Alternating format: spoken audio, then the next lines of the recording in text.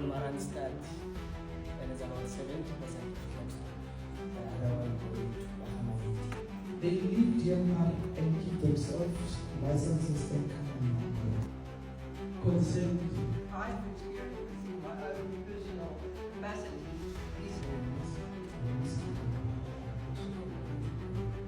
Simple question. How are they benefiting?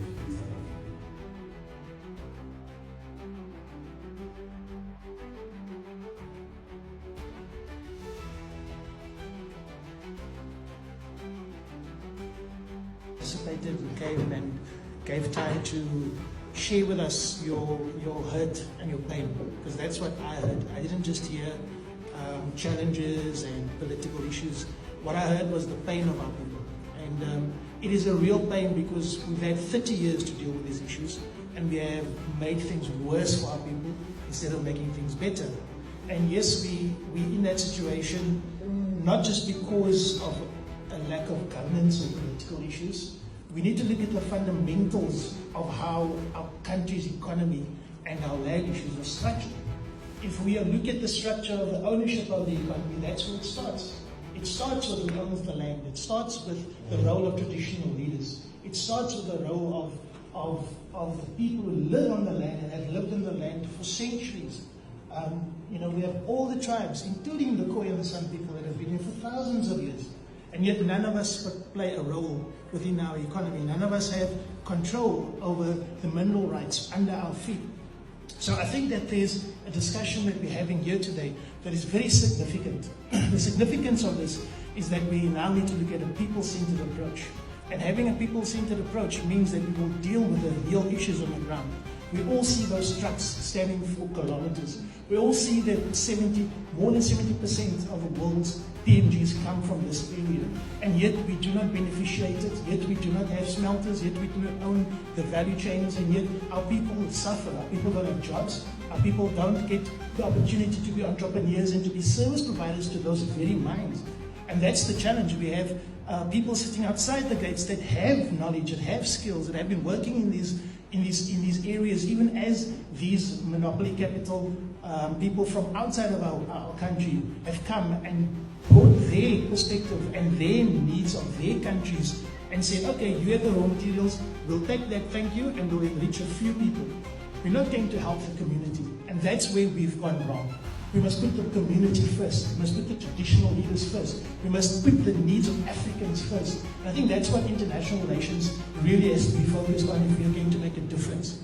And I think by creating the mechanisms like the forums on the ground and having a process, Mr. Chair, that has been identified through the work that we're doing of going forward and saying, okay, we have MPs that will come to the people, we have presentations that will happen, there will be seminars, there will be workshops, there will be ways that we can then sit down with Parliament and its structure, its parliament, and say what legislative changes do we need to make?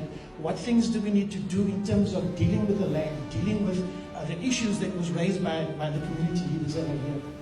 You know, when I look at the issues like the DMR is a big problem to us. And the challenge is we are in international relations, but it doesn't help us coming to you and saying, we have a trade deal that we've done in G20. We've had a trade deal that we've done in the BRICS environment. There's this bilateral, there's that bilateral. We just went to China last year, and when we spoke to the Chinese, these issues weren't issues that was discussed.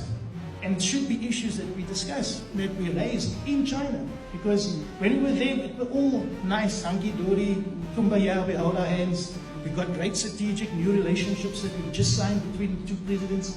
What does that mean for black people in South Africa? What does that mean for entrepreneurs in South Africa? If we look at who owns AGOA, and we've had this discussion, if we look at who owns the markets and the import and export companies here, it's not us as black people. It's not us as colored or Khoisan or Indian people. It's white South Africans that still own the import and export businesses, that still own the mines, that still own everything that is the levers of the economic struggle of our people. And if we're going to bring change, it has to start there. When we look at the bilateral agreement between China and South Africa that has now 100 products that's been zero rated, for instance, that are an opportunity for black entrepreneurs to say, let's manufacture local goods and let's send it out completed to these markets. But it's not our people that get that opportunity. it's still white-owned companies, white-owned monopolies to this day. So the very structure of our economy and who benefits from it has to be changed, and we have to change it at a legislative point of view. We have to change it at Parliament, and we have to change it to get it together collectively as a people.